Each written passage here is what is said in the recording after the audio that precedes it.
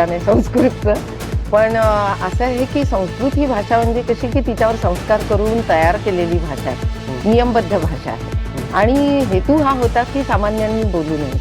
संस्कृत नाटकं आणि तुम्ही जर काव्य बघितली, विशेषतः नाटकं, तर त्या नाटकात स्त्रिया संस्कृत बोलू शकत नाही. बाकीची पात्र कोणी संस्कृत बोलत नाही, फक्त सूत्रधार, विदूषक आणि अमात्य जो असेल मुख्य तो, आणि राजा, म्हणजे पुरुष आणि त्यातल्या त्यात मग अमात्यांसारखा किंवा विदूषक, तोही ब्राह्मण असायचा.